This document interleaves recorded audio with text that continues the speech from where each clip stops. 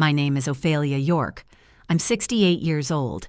I taught home economics at Roosevelt High School in Whitfield, Pennsylvania for 34 years, and I can tell you exactly when my life split in two. 7 words. My daughter sent 7 words on a Tuesday evening, and those 7 words cost her everything she thought she owned.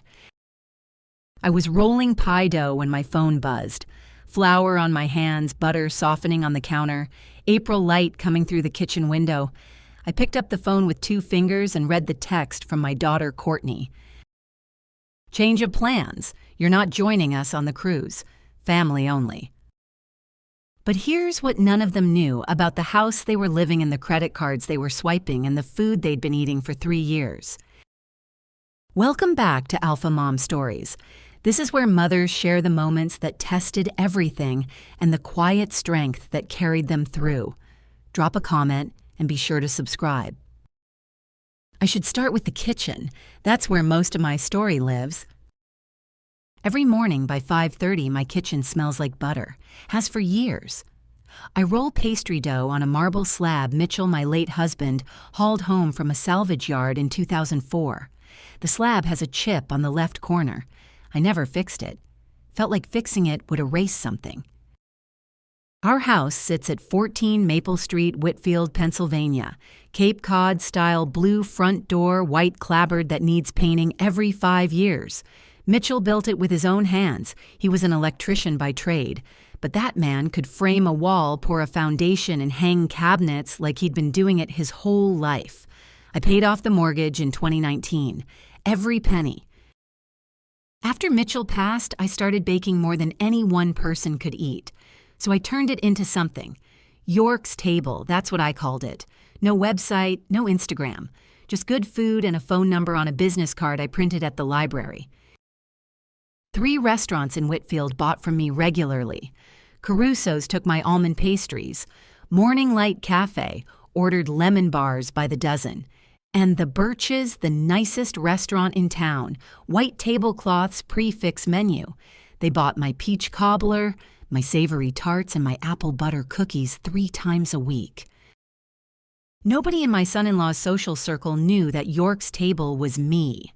I delivered in a plain white van, left the boxes at the kitchen door, and picked up a check every Friday. Marco Beltran, the head chef, called me the backbone of his dessert menu. Derek ate at the Birch's twice a month. He never once asked who made the food. Mitchell York died 10 years ago. Pancreatic cancer. 7 months from diagnosis to funeral. 7 months. That's less time than it takes to grow a tomato. He was 58. Big hands, quiet, laughed, the kind of man who'd fix your porch light and refuse a check. He carved me a recipe box the year we turned 10 years married, walnut-sanded smooth with our initials on the lid. M and L, Mitchell and Leah. The hinges were brass, and he'd line the inside with cedar so the cards would smell like something alive. That box holds 207 recipe cards now. Some typed, most handwritten. A few are stained with butter, a few more faded where the ink ran. His mother's peach cobbler recipe is in there, the original, written on a lined index card in her tight cursive. I've made that cobbler 1,000 times. Cinnamon brown sugar, ripe peaches, sliced thin. The crust cracks when you press a fork through it, and the filling is the color of late August. Every Sunday morning, Riley, my granddaughter, 8 years old, would come to my kitchen, climb onto the step stool, and help me measure flour. She'd get it on her nose. On the counter, once on the ceiling fan. I never minded. Riley's small hands pressing cookie cutters into dough that was the sound of my week working out. Mitchell would have loved her. He would have taught her to use a level, showed her how to check if a wall is plumb. He would have built her a step stool with her name carved into it. Instead, she had me and a recipe box, and Sunday mornings that smelled like cinnamon and butter, and the feeling that someone in this world would always show up for you. That's what I thought anyway. 5 years ago, my daughter's first marriage fell apart. Mark, her husband, had been cheating for 2 years with a woman from his gym. Courtney found out when his phone buzzed during Riley's 3rd birthday party. She read the text, put the phone down, sang "Happy Birthday" with the rest of us. and then she didn't speak for 3 days. Riley was 4. Courtney was broken. I did what mothers do. I moved her and Riley into 14 Maple Street. The house was mine, always had been deed in my name, Mitchell's and mine before he passed. I gave Courtney the upstairs bedroom, set up Riley's room in the back, with the window that faces the garden, and told my daughter she could stay as long as she needed. Then I gave her 3 credit cards.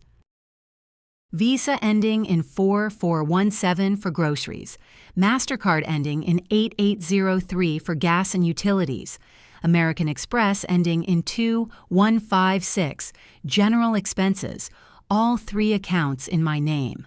Courtney was an authorized user. Necessities only, I told her, until you're back on your feet. I wasn't rich. A teacher's pension and a small catering business don't make you wealthy. But I had no debt, a paid-off house, and the kind of budget discipline that comes from 40 years of stretching a public school salary. I could afford to help. I also paid Riley's tuition at Whitfield Academy, $8,400 a year. Private school, better teachers, smaller classes. Mitchell and I had saved for it years before Riley was born, back when we still thought we'd have decades of Sundays left. I didn't think of it as giving. I thought of it as what mothers do. You build the floor so your children can stand. Derek Ashford walked into our lives at a Rotary Club charity auction.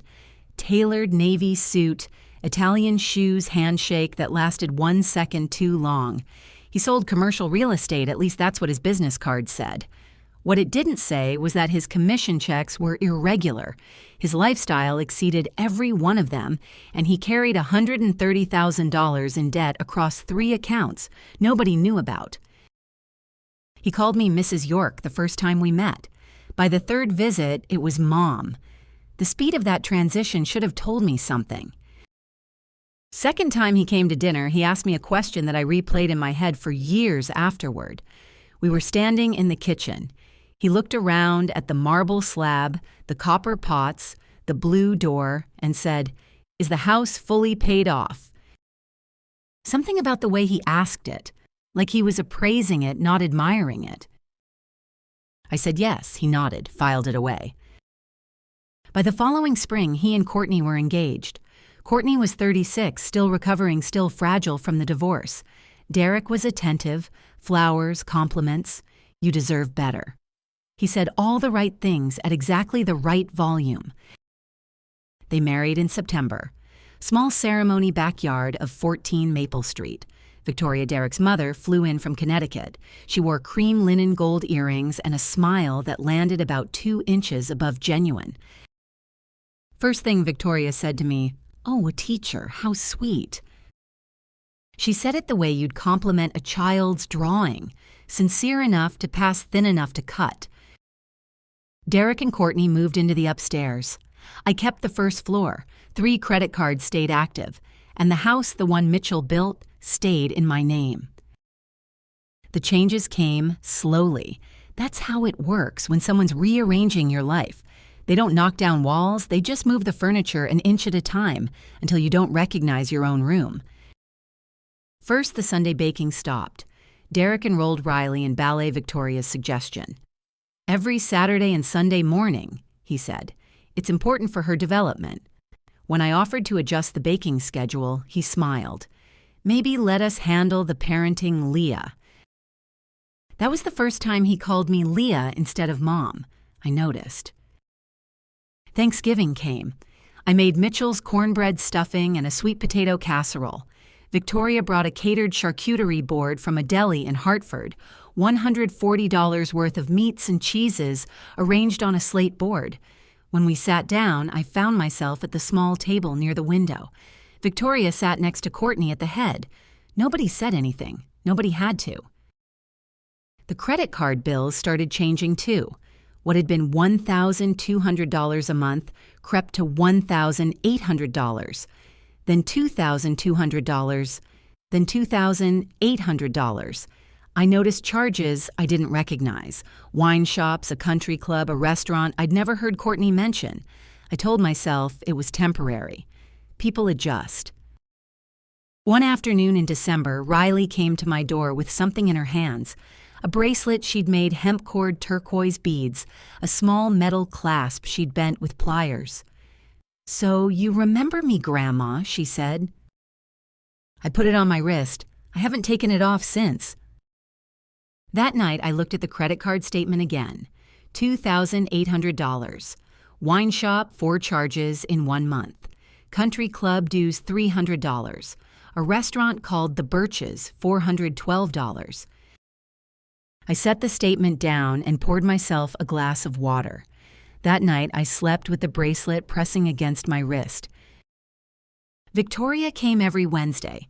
She drove down from Connecticut 2 hours each way and spent the afternoon with Courtney while I was delivering pastries or cleaning the kitchen. I started noticing the results. Courtney stopped wearing her apron when she cooked. She started ordering takeout. Riley's baking apron, the one I'd sewn with her name on the pocket, hung untouched on the hook by the pantry. Victoria bought Courtney a KitchenAid mixer, top of the line, artisan series. Every modern kitchen needs one darling. The mixer sat on the counter unused next to Mitchell's wooden spoons. Victoria enrolled Riley in a French immersion after-school program. She suggested Courtney join the Whitfield Country Club, the one that charged $300 a month. She brought shopping bags from stores I'd never walked into, Nordstrom receipts, spa appointments. "You deserve to be seen a certain way," Victoria told Courtney one Wednesday. I overheard it from the hallway. "Your mother is lovely, but this is a different life now." I paused at the door. I wanted to walk in and say something sharp. Instead, I went back to my kitchen and boxed up 40 lemon bars for Morning Light Cafe. One evening after the wine had been poured and the conversation turned soft, I passed Courtney's room and heard Victoria's voice, low, careful. "My mother-in-law never let me sit at the main table for 12 years. I just wanted you to have what I never had." I stopped walking. That sentence sat in my chest like a stone. Victoria had been excluded too, by her own mother-in-law, for 12 years. And here she was doing the same thing to me without seeing the pattern, without hearing the echo. The following week, Bryce Derrick's brother, a lawyer, suggested a Mediterranean cruise. "Just us Ashfords," he said. April 14th, 6:47 in the evening. I was in the kitchen rolling pie dough on Mitchell's marble slab. The butter was cold, the flour was measured, and the radio was playing something soft I can't remember now. My hands were dusted white when my phone buzzed on the counter. I wiped one hand on my apron and picked up the phone with 2 fingers. Text from Courtney. "Change of plans. You're not joining us on the cruise. Family only." I read it once, then again, then a third time. Family only. I set the phone down, flour on the screen. I looked around the kitchen. Mitchell's marble slab, his recipe box on the shelf, the copper pots he'd hung on the wall above the stove, Riley's friendship bracelet on my wrist, the 3 credit cards in my wallet on the counter. By the front door, a new suitcase. Derrick had bought 4 matching pieces for the cruise, 1 for himself, 1 for Courtney, 1 for Victoria, 1 for Riley. He hadn't bought one for me. That suitcase had been gone from the hallway for a week. I hadn't noticed until now. I didn't cry, didn't call her back, didn't text. I folded the pie dough into plastic wrap, placed it in the refrigerator, washed my hands, and dried them on the towel Mitchell had hung on the oven handle 15 years ago. Then I sat at the kitchen table, the one where Mitchell used to do crosswords, and I asked myself a question I should have asked a year ago. Who am I to these people, the woman who pays bakes and disappears? 7 words from my daughter, and what I did in the next 11 minutes changed everything. I pulled a yellow legal pad from the kitchen drawer, the same brand Mitchell used for every job estimate he ever wrote. I clicked a pen and wrote 2 words at the top. What's mine? 14 Maple Street, deed in my name. Assessed value $387,000. 3 credit cards: Visa 4417, MasterCard 8803, Amex 2156. All my accounts. Courtney authorized user. York's table, my business, my recipes, my clients. I picked up the phone and called the number on the back of the Visa. Hold time 3 minutes. I'd like to close this account effective immediately. The operator confirmed. Done. MasterCard, 2 minutes. Close the account, please. Done. American Express. The operator hesitated. Ma'am, are you sure there are authorized users on this account? I said, I've never been more sure. 11 minutes, 3 phone calls, 3 cards canceled. I dialed Denise Farrow, a real estate agent I'd known since she was a student in my 4th period class, 1998.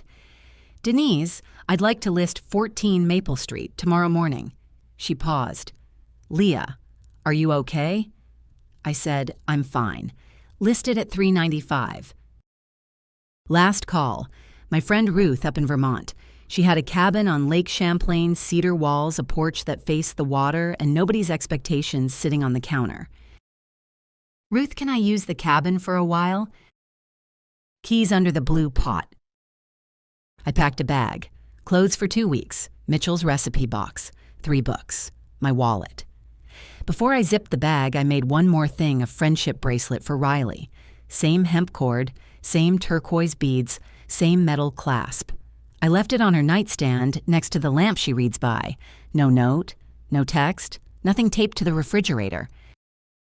At 9:15 that evening, I pulled out of the driveway of 14 Maple Street and headed north. Somewhere past the New York border, I turned off my phone. I wasn't running away. I was running towards something I hadn't felt in years. Quiet. 3 days into the cruise, the cards started failing. Barcelona.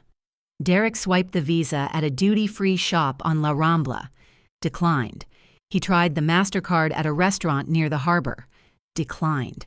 He pulled out the Amex, the one Victoria had been using for shore excursions, and handed it to the cashier. Declined. He called Courtney from the ship's upper deck wind, pulling at his jacket. Your mother did something to the cards. Courtney called me. Straight to voicemail, no ring, no notification, just my recorded greeting and silence. She called again. Voicemail, 4 times, 7 times, 12 times. The phone was off, sitting in the glove compartment of my car on a gravel road in Vermont. Victoria tried to book a shore excursion in Santorini, $890. The card bounced. She called Derek's cabin. What did that woman do? That woman. That's what I'd become. Riley asked at dinner that night. She was sitting between Courtney and Victoria, pushing pasta around her plate. Where's Grandma? She said she'd FaceTime me. Courtney forced a smile. Grandma's busy, sweetheart. She's never too busy. Derek cut in. Your grandmother is getting confused lately. Old people sometimes... He stopped himself, but not before Riley looked at him with an expression I wish I could have seen. 8 years old, and she already knew when someone was lying. Bryce leaned back in his chair, sipping wine that was now on his own tab. She's probably just sulking. She'll get over it. Derek used his personal credit card for the rest of the trip, but his personal card was carrying a balance he hadn't told anyone about, $130,000 across 3 accounts. The vacation continued, but the air on that ship had changed. Nobody mentioned me again. Riley drew a picture of my house every night before bed. Day 5 of the cruise. A Zillow alert landed on Bryce Ashford's phone like a grenade. 14 Maple Street, Whitfield, Pennsylvania. Listed. $395,000. 4 bedrooms, 2 baths, quarter-acre lot. Blue front door. Photos showed the kitchen marble slab copper pots, the window where the morning light hit the counter just right. Bryce called Derek's cabin. Did you know the house is listed? That's our house. Bryce paused. He was a lawyer. He chose his next words carefully. Whose name is on the deed, Derek? Silence, 5 seconds, 10. Derek turned to Courtney. Is the house in your mother's name? Courtney sat on the edge of the bed, sunburn across her shoulders ship, rocking gently beneath them. It's always been her house, Derek. She let us live there. Victoria called from her cabin 2 floors down. She can't just sell from under you. There are laws. Bryce, still on the line. Actually, she can. Sole owner, no tenant agreement, no lease. It's her property. Derek paced the cabin, pulled at his collar, picked up his phone and dialed my number straight to voicemail. Leah, call me now. He hung up and dialed again. This is Derek. We need to talk about the house. Call me back. Courtney called me 15 more times that afternoon, each voicemail a little more desperate. Mom, please call me back. We need to talk about the house. Please. Back in Whitfield, the mail was piling up at 14 Maple Street. Among the catalogs and junk mail, Victoria's Nordstrom statement, $4,200 charged to the Amex, ending in 2156, the account that no longer existed. Nobody was there to open it. Riley drew another picture that night. Grandma's kitchen, blue door, a woman with brown-gray hair standing at the counter rolling something flat. The cabin smelled like cedar and lake water. Ruth's place sat on a hill above Lake Champlain, small shingled with a porch that wrapped around 2 sides and a view that stretched to the mountains on the New York side. I arrived after midnight that first night. Key under the blue pot. Door stuck a little humidity. I turned on 1 lamp, set my bag on the chair, and placed Mitchell's recipe box on the kitchen table. The box looked different here, smaller, more fragile. The walnut was darker than I remembered, and the brass hinges had tarnished at the corners. I ran my thumb over the initials M and L and opened the lid. 207 cards. I didn't count them. I just knew. That first morning, I made breakfast for one. Poached eggs, toast, coffee, black. No pastry boxes to fill, no delivery schedule, no phone buzzing with Courtney's name, no Sunday baking with Riley, no credit card statements to review, no Victoria, no Derek. Just eggs and toast and the sound of the lake. I sat on the porch with my coffee and let myself feel what I'd been holding back for 3 years. Not anger that would come later. Grief. I was grieving again. The same hollow feeling I'd had after Mitchell died, but different. Mitchell had been taken from me by something no one could fight. Courtney had been taken from me by something I could name. 1 dinner at a time, 1 Sunday canceled, 1 holiday seat reassigned, 1 credit card charge I chose not to question. I didn't lose Courtney. She was taken from me. 1 dinner, 1 Sunday, 1 holiday at a time. My phone stayed off, my mailbox was full, and for the first time in 3 years, nobody needed me to be anywhere. On the 5th day at the cabin, I opened my laptop. I hadn't checked any accounts since leaving Whitfield. Part of me didn't want to know. The other part, the teacher in me, the woman who'd balanced a household budget for 40 years on a public school salary, couldn't ignore the numbers. I logged into the credit card portals, all 3. The accounts were closed, but the issuers kept statement archives accessible for 90 days after closure standard policy. 36 months of history still sitting there. Ruth had an old inkjet printer in the closet. I printed everything. 3 years of charges, 6 pages each, 18 pages total. I spread them across the kitchen table and uncapped a yellow highlighter. The first 3 months looked normal. Groceries, gas, a pharmacy charge, Riley's school supplies, what I'd expected when I gave Courtney the cards. Then the pattern changed. Month 4, Harrington Vintners, wine shop on Cedar Lane, $147. Month 5, Harrington Vintners twice, $182, $96. Month 6, Harrington Vintners 3 times. The charges kept multiplying, 47 visits to 1 wine shop over 26 months. Country Club dues appeared in month 7, $300 a month, every month. Whitfield Country Club, the one Victoria had suggested. Then names I didn't recognize.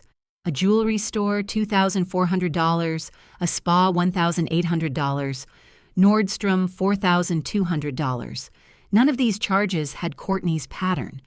The amounts were too large, the stores too specific, the timing clustered around Wednesdays, Victoria's visiting day. I sat at that table for 6 hours. I used the legal pad. I added everything by hand, column by column, month by month. The yellow highlighter bled through the paper in places. The numbers didn't lie. I wish they had. And then I saw one charge that stopped me cold. The total was $87,342. I wrote it on the legal pad 3 times to make sure I hadn't miscounted. I hadn't. $87,342, charged across 3 credit cards over 26 months, in my name, without my authorization. The breakdown filled 2 pages. Harrington Vintners. 47 charges $6,840. Whitfield Country Club dues and guest fees, $7,200. Cartier watch, $2,400. Victoria's Nordstrom, $4,200. Victoria's Spa, $1,800. Gas groceries, Amazon restaurants clothing, $64,902. Derek's name appeared on dozens of charges. Courtney had called the MasterCard issuer 14 months ago and added Derek as an authorized user. She had the right as existing cardholder on the account. She never told me. I found the enrollment confirmation buried in the statement. But it was one line item that made me set down the highlighter. The Birches, $847, December 14th. I stared at it. Then I scrolled back. The Birches, $623, January 8th.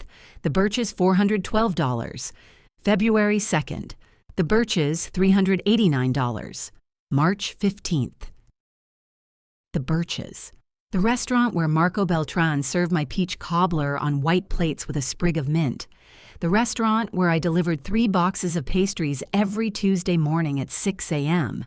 The restaurant where Derek took clients to close real estate deals, ordered the tasting menu, and paid with a card that had my name printed on the front.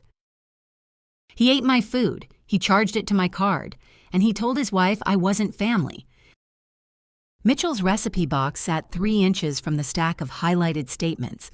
His mother's peach cobbler recipe, the original card stained at the corner with brown sugar, was inside that box. And the receipt for the dinner Derek charged at the restaurant that served that cobbler was sitting right next to it. Receipts next to recipes. Somehow that felt right. I folded the statements carefully, slid them into the recipe box next to Mitchell's cards, and closed the lid. Then I poured a glass of water, walked to the porch, and watched the lake until the sky turned dark. $87,000, 3 credit cards. And a restaurant that didn't know the woman they'd been buying from was the same woman their best customer called not family. If you want to know what happened when that cruise ship docked, stay with me. And if you haven't already hit subscribe. I bought a new legal pad the next morning, drove to the general store in Burlington and paid cash. I sat at Ruth's kitchen table with coffee the recipe box to my left and wrote 2 words at the top of the first page. What happens next? I called Denise. How's the listing? She said 3 buyers had already inquired. Open house scheduled for May 4th. It'll move fast, Leah. Houses like yours don't sit. Then I called Marco Beltran at the Birches. Marco, I'm going to take a break from supplying. Personal reasons. He was quiet for a moment. Leah, your cobbler is my dessert menu. How long? I don't know yet. Whatever you need. But I want you to know I've had people ask me for that recipe. I always tell them the same thing. It's not mine to give. That's your recipe, Leah. I thanked him and hung up. The Birches lost 4 signature desserts that week. Marco scrambled to fill the gap with a chocolate torte from a bakery in Scranton. It wasn't the same. His customers noticed. That night, I wrote 2 letters at the kitchen table. The first was to Courtney. Facts only. No emotion. In the past 26 months, $87,342 was charged to credit cards in my name. Your husband's name appears on dozens of charges he was not authorized to make. I have the statements. The second was to Riley. Grandma loves you. This isn't about you. Someday you'll understand why I had to leave for a while. Keep this letter. I folded both letters, slid them into the recipe box behind Mitchell's peach cobbler card between the lemon bar recipe and the apple butter cookies. I didn't send either one, not yet. Day 7 of the cruise. The Mediterranean was blue and flat, and Derek Ashford's world was coming apart at the seams. His personal credit card, the one he'd been using since my cards went dark, hit its limit at a restaurant in Naples. The waiter came back to the table with the card between 2 fingers and a small shake of his head. Derek turned red from the collar up. Victoria needed to book the Santorini excursion. $890. She asked Bryce. Bryce set down his wine glass. Use your own money, Mom. Victoria blinked. I always use Leah's card for these things. Courtney was standing in the doorway of the ship's lounge. She'd heard every word. You what? Victoria straightened. She offered. She offered groceries, Victoria. Not Nordstrom, not spa days. Groceries. The room went tight. Derek stood up. Bryce looked out the window. Victoria reached for her water glass and said nothing. Riley sat at the small table near the window coloring. She hadn't said much for 2 days. But at dinner that night table for 5 ship rolling gently beneath them, she set down her fork and said something that cracked the room open. If Grandma isn't family, am I not family to her either? Nobody moved. Riley touched the friendship bracelet on her wrist, the one with the turquoise beads and the hemp cord. She still wears hers, right, Mom? Courtney couldn't answer. Derek, enough about Grandma. Riley looked at him, 8 years old, no filter. Why are you always mad when I talk about her? Courtney looked at Derek across the table. Something shifted behind her eyes, the way a crack runs through glass before it breaks. She didn't say anything, but she looked at him like she was seeing him clearly for the first time. Saturday morning, Burlington Farmers Market. I set up a folding table between a honey vendor and a woman selling goat cheese. I had 4 trays peach cobbler slices wrapped in wax paper lemon bars, dusted with powdered sugar almond pastries and apple butter cookies. I'd hand-lettered a sign the night before York's table. Sold out in 90 minutes. People came back for seconds. A woman in a green apron asked if I could supply her cafe on weekends. A man with a beard and a Food Network tote bag said my lemon bars were aggressively good. 3 local cafe owners left their business cards in a coffee cup I'd set on the corner of the table. I made $340 in cash. Not life-changing, but I stood there in the May sun counting bills with flour still under my fingernails, and I felt something I hadn't felt in years. Useful. Not needed useful. There's a difference. That evening I cooked dinner at the cabin. Not for a client, not for Courtney, not for Riley. For me. Roast chicken, green beans, a glass of red wine on the porch. Lake Champlain at sunset, the water turned copper, then gray, then black. I opened the recipe box after dinner, flipped through Mitchell's cards. Between the peach cobbler recipe and his mother's banana bread, I found a small piece of paper I'd never noticed. His handwriting slanted compact the way he wrote job estimates. Don't forget to make yourself better, too, Mus. I held the note against my chest and cried on Ruth's porch until the stars came out. Mitchell always knew what I needed to hear, even 10 years after. For the first time in years, I wasn't making food for someone else's table. I was building my own. The cruise ended on a Tuesday. The taxi pulled up to 14 Maple Street at 4 in the afternoon, and the first thing Derek saw was the sign. For sale. Denise Farrow Realty. 2 words on a white placard stuck in the front lawn right next to the azalea bush Mitchell had planted in 2007. The front door was locked. New lock. A locksmith's business card was taped to the frame along with a typed note from Denise. Open house Saturday, May 4th. Please contact the owner for arrangements. Derek kicked the door frame hard enough to crack the wood. On the porch, neatly stacked, labeled in my handwriting, were boxes. Kitchen Derek, bedroom Courtney, Riley's room. Everything that belonged to them packed and organized. Nothing of mine. They checked into the Whitfield Motor Lodge, room 14, $189 a night. Derek's credit card cleared but barely. Derek sat on the motel bed, phone in hand, and called Bryce. "We need a lawyer. She's lost her mind." Bryce, the lawyer in the family, sighed. A lawyer for what, Derek? It's her house, her name, her deed. She can sell it to whoever she wants. There has to be something. There isn't. Courtney sat on the other bed staring at Riley's drawing taped to the motel mirror. Grandma's kitchen. Blue door. A woman at the counter. Victoria called from Connecticut that evening. Her voice was thin. "My Nordstrom bill arrived. The account is closed. What do I do?" "Derek, handle it yourself, Mom." I always used Leah's. There is no Leah's card anymore. The line went quiet. Victoria hung up without saying goodbye. Courtney lay on the motel bed that night, watching the ceiling fan turn. She didn't sleep.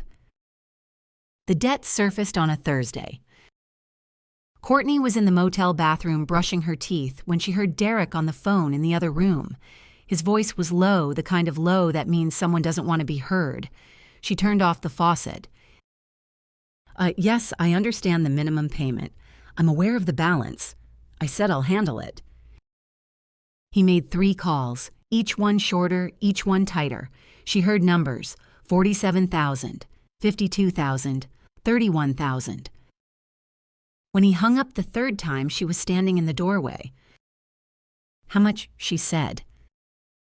Derek put the phone face down on the nightstand. "It's business debt." "How much, Derek?" $130,000. The words landed like gravel in a quiet room. Courtney sat on the edge of the bed. "In what?" He didn't answer, because the answer was wine dinners and country club dues and an Audi lease and suits from a store where the salespeople remembered his name. Image. Every dollar spent on image. Victoria called again that afternoon. "I need to pay this Nordstrom bill, Derek. $4,200. What do I do?" "Handle it yourself, Mom." "But I said handle it." Courtney sat on the motel bed after he left to get coffee. Riley was at the desk drawing. The picture on the mirror, Grandma's kitchen blue door, had been joined by a second drawing. This one showed a woman and a girl at a table rolling something flat. Above them, in crayon, Sunday. My husband owed $130,000. My mother's house was for sale, and I'd sent 7 words. Courtney picked up her phone and stared at the text thread with me. The last message she'd sent, change of plans, family only. 3 days after the cruise ended that Wednesday, Courtney drove to the post office. She still had a key to my P.O. box, the one I'd given her years ago for packages. Inside, forwarded mail junk catalogs and a manila envelope postmarked from Vermont. No return name, just the Burlington post office stamp and Courtney's name in my handwriting. She opened it in her car. Inside, printed credit card statements. 36 months, 3 accounts. Highlighted in yellow, every unauthorized charge, every anomaly, every line that shouldn't have been there. I'd mailed them after I'd finished reading them at the cabin. No note, just the numbers. She read them in the post office parking lot with the engine running and the radio off. $87,342. Harrington Vintners 47 times, Country Club, Cartier watch, Nordstrom, spa, restaurants, Amazon, gas stations in towns Courtney had never visited. Derek's name authorized user on the MasterCard, added without my knowledge 14 months ago. Courtney called Bryce. "Did you know about this?" Bryce didn't answer right away. 5 seconds. 10. I knew he was spending more than he should. "Did you know he added himself to Mom's card?" Silence. Courtney hung up. Bryce's silence told her everything she needed to know. That afternoon, Courtney went to 14 Maple Street for the open house preview. Denise let her in. The house was clean staged, ready for buyers. Mitchell's copper pots were still on the wall. The marble slab was bare. In Riley's room, the room with the garden window, Courtney found the friendship bracelet on the nightstand. The second one. The one I'd made the night I left, same hemp cord, same turquoise beads, same metal clasp. Still sitting where I'd placed it untouched. Courtney picked it up and held it against her palm. "I sent 7 words," she whispered, "and it cost me everything." She put the bracelet in her pocket and walked through the empty house without speaking. Saturday. Open house day. Sandra Whitmore found Courtney sitting on the front porch of 14 Maple Street watching strangers walk through the rooms where she'd lived for 5 years. Sandra had come to see the listing curiosity mostly, and a hope that maybe Leah hadn't really left for good. "Courtney." Sandra sat down next to her on the step. "How are you holding up?" "Not well." Sandra taught English at Roosevelt High for 28 years. She and I had shared a faculty lounge, a microwave, and 3 decades of holiday potlucks. She knew me, she knew my food, and she knew something Courtney didn't. "Your mother started York's Table about 5 years ago," Sandra said. "Right after Mitchell passed, it kept her going." Courtney nodded. I knew she baked for some people. "She supplied 3 restaurants, Courtney, Caruso's Morning Light and the Birches." Courtney turned her head slowly. "The Birches." Every Tuesday morning, 6 a.m., she delivered peach cobbler, lemon bars, savory tarts. For 3 years. Sandra let that sit. "The peach cobbler on their tasting menu. That's your mother's. Mitchell's mother's recipe, the one you grew up eating on Sundays." Courtney's face lost its color. She leaned forward, elbows on her knees, and stared at the driveway. "Derek eats at the Birches," she said. "He takes clients there. He orders the cobbler." Sandra nodded. "I know." 3 years. She delivered to that restaurant for 3 years. Derek ate there twice a month, charged it to her credit card, and none of us knew the food on his plate came from her kitchen. Sandra put a hand on Courtney's shoulder. She never told anyone outside the restaurants. No website, no social media, just a phone number and a delivery van. Courtney sat on that porch for 20 minutes after Sandra left. She didn't move. She didn't call anyone. Courtney drove 6 hours to Vermont the following Saturday. She showed up at the cabin at dusk. I saw her car coming up the gravel road from the porch, coffee in hand lake going dark behind me. She got out, closed the door, stood by the car for a moment like she wasn't sure whether to walk forward. "Mom." "Courtney." She came to the porch. I didn't stand up. She sat in the chair next to mine, and for a full minute, neither of us said anything. "I'm sorry." "For what specifically?" She flinched, but she answered. "For the text, for the cruise, for 3 years of letting Derek speak for me, for not asking where the money was going, for not asking why you stopped coming to Sunday dinner, for not noticing that you were disappearing from our lives while I was sitting right there watching it happen. I listened to every word. I didn't interrupt, didn't comfort, didn't reach for her hand. I spent 39 years being your mother," I said. "I'll always be your mother, but I'm not coming back to Whitfield." "Where will you go?" "I'm already here." I showed her the farmer's market photos on my phone, my table, the sold-out trays, the business cards from 3 cafe owners, the rental application for a commercial kitchen on Church Street in Burlington. She looked at the photos, then at me. "You look different." "I feel different." We sat on the porch until midnight. I made her dinner roast chicken, same recipe as always. She ate. She cried. She told me about Derek's debt, about Victoria's charges, about Riley drawing my kitchen every night. "Is that enough?" she asked at the door. "Not yet," I said, "but it's a start." She drove home at midnight. She didn't call Derek. Family only. Those were the words. But whose family paid the mortgage? Whose family stocked the refrigerator? Whose family baked the food that made his favorite restaurant famous? If you know a mother who's ever been made to feel invisible, share this with her. And stay for what happened at that fundraiser. Sandra called me on a Wednesday morning. I was in the middle of kneading brioche dough at Ruth's kitchen table when the phone rang. "Leah, the Roosevelt High fundraiser gala is May 17th. We want York's table to do the desserts, the whole spread." I wiped my hands on a towel. "How many people?" 200, maybe more. Everyone's heard you're leaving Whitfield. They want to see you." I drove down 3 days early, stayed at Sandra's house, not Maple Street. The house was under contract by then, a young couple from Pittsburgh closing in June. Sandra's kitchen was smaller than mine. We made it work.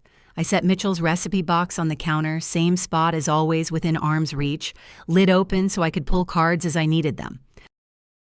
3 days of baking, 8 trays of peach cobbler, 200 lemon bars, almond pastries, apple butter cookies from Mitchell's mother's recipe. Sandra helped with the packaging. Her daughter carried the trays to the car. Sandra boxing up the last tray. "You know Derek might come. Courtney mentioned the gala to Riley and Derek heard." I pressed the lid onto a cobbler tray and squared it with the others. "Then he'll see a dessert table." Word got around Whitfield that Leah York was back in town. Former students, colleagues, parents who remembered me from PTA nights and bake sales and 34 years of showing up. The gala was going to be full. Derek heard about the gala from a Rotary Club colleague. He told Courtney they should go. "Show the community we're fine," he said. He didn't know I would be there. He didn't know I was York's table. He didn't know the desserts he'd been eating at the Birches for 3 years came from the woman he'd called not family. The Roosevelt High Gymnasium looked different dressed up.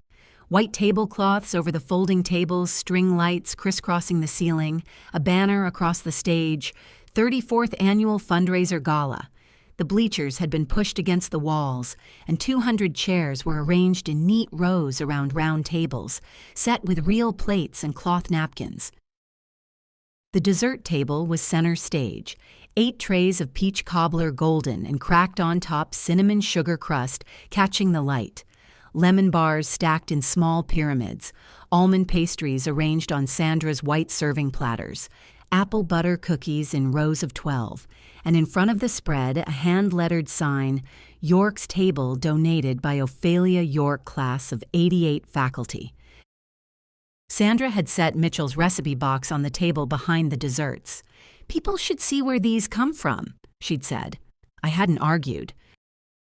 I wore a navy blue dress, simple cut, no jewelry except the pearl studs Mitchell gave me for our 20th anniversary, and Riley's friendship bracelet on my wrist.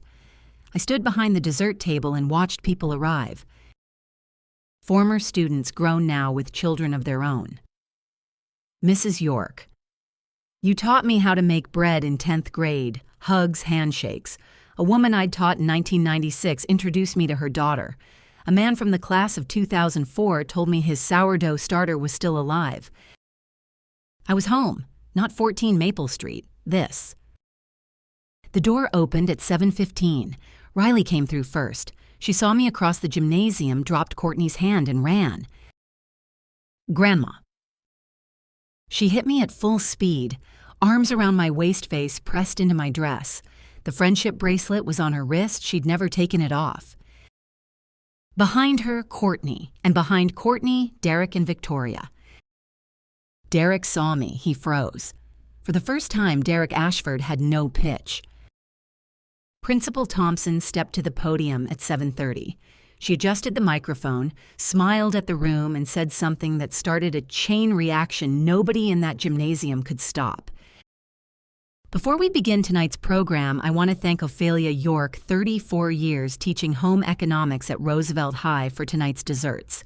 Everything you're tasting was made by York's Table Leah's catering business. A murmur moved through the room like wind through tall grass.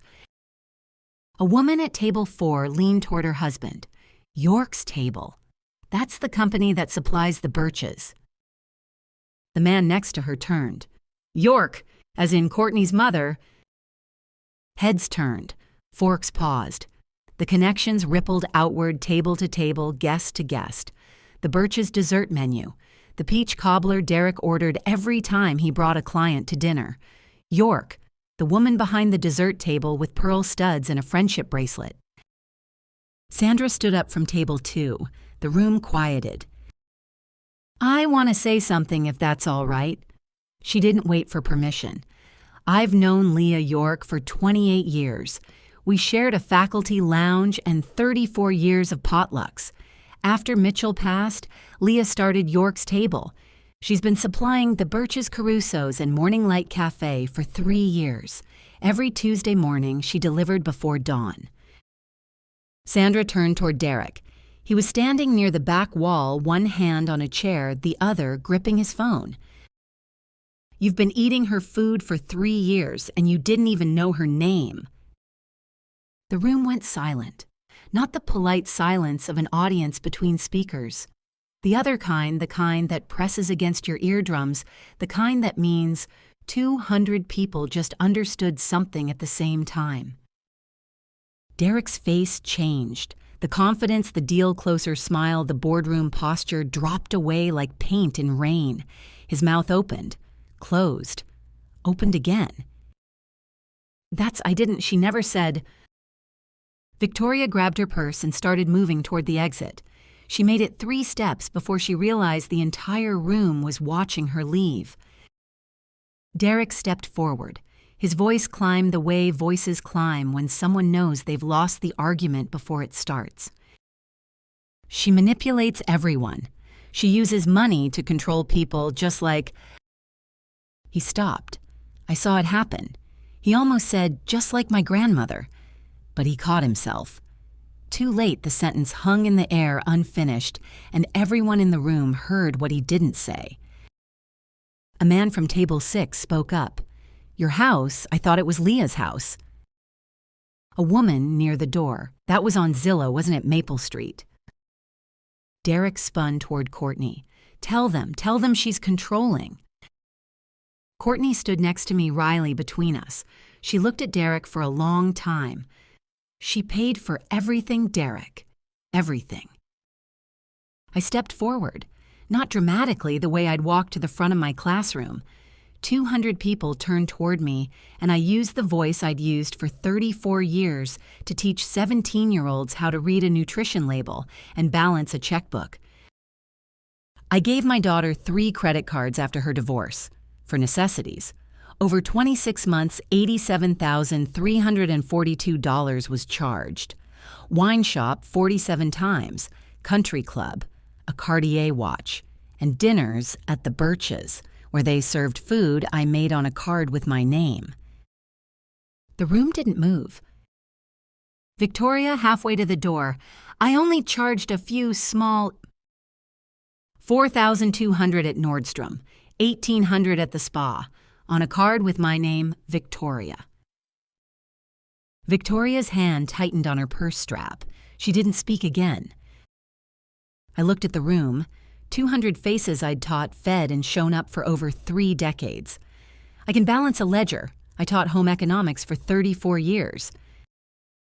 Riley standing next to me, holding my hand. She looked up at Derek with her 8-year-old eyes and said 2 words. Family only.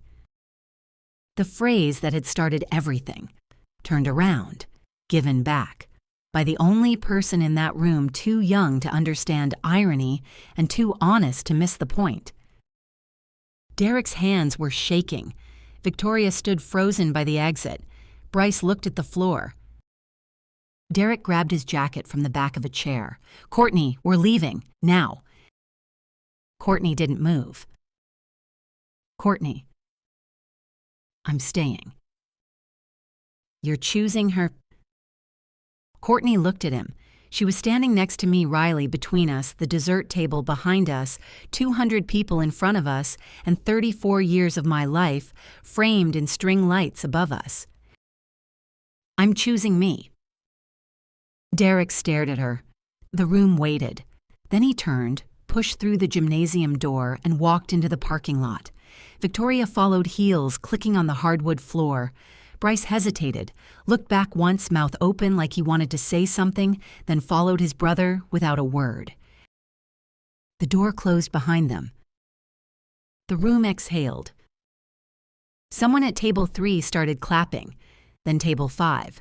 Then the whole room, not the polished applause of a formal event, but the raw, uneven kind that comes from people who just watch something real happen in front of them.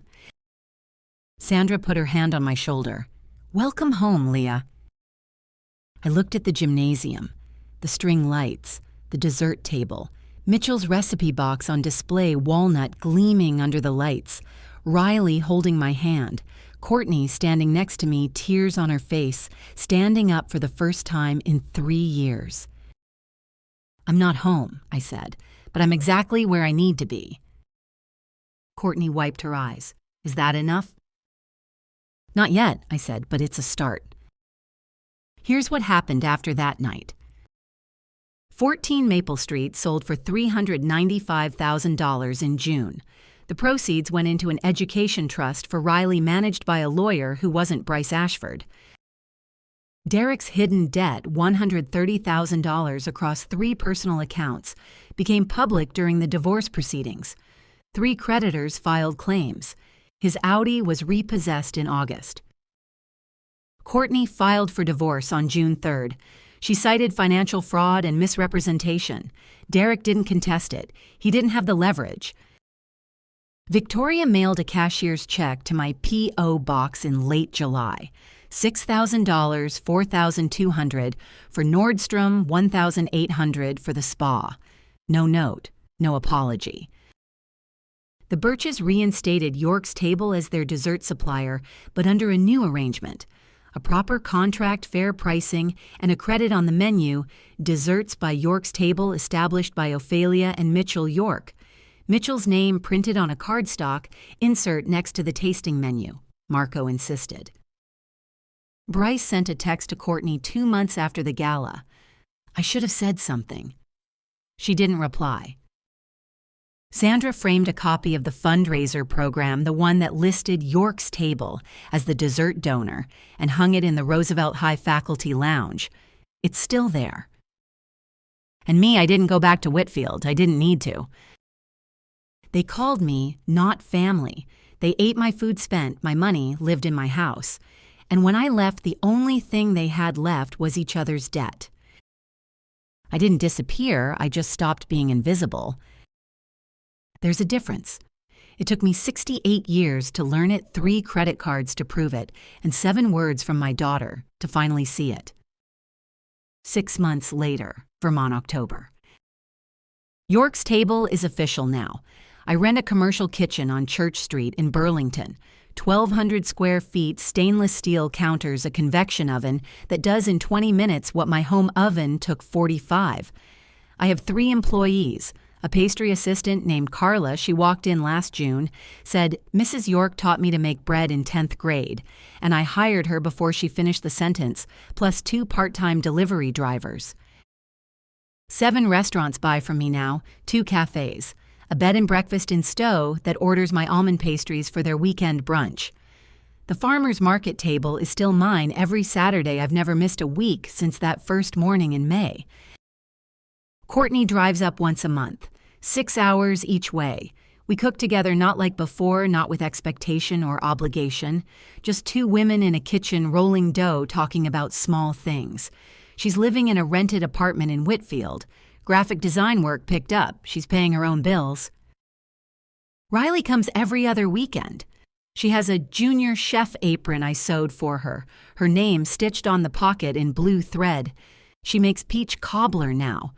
Her hands are still too small for the rolling pin, so she uses both fists and leans her weight into it. The cobbler comes out uneven and perfect. The friendship bracelet is still on my wrist. The hemp cord is fraying at the edges. The turquoise beads have faded from bright blue to something softer like lake water in November. I don't replace it. Some things are supposed to show their age. Courtney asked me once over coffee, "Do you miss Whitfield?" I thought about it. I miss the kitchen.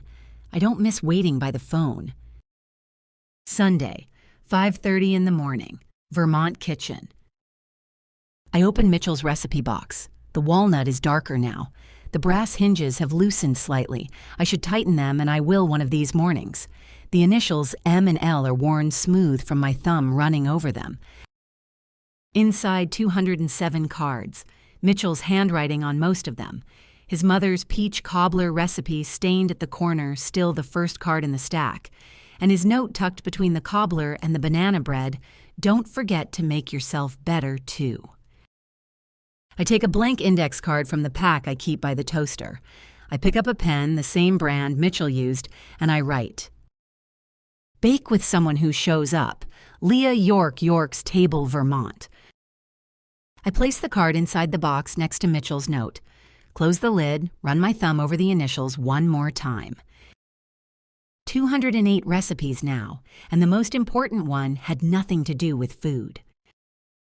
Outside, the lake is still dark. The oven is warming. There's flour on the counter and butter softening on the marble slab. I tie my apron and get to work. They called me not family. They ate at my table, slept in my house, swiped my cards, and decided I didn't belong. But here's what I learned. You can't build a life around someone else's approval. You can only build it around what you know to be true. I know how to feed 200 people. I know how to balance a ledger, and I know when to walk away. That's my story. 7 words, 3 credit cards, and a peach cobbler that changed everything. If you know a mother who deserves to hear this, share it with her. Drop a comment, hit subscribe, and I'll see you in the next one.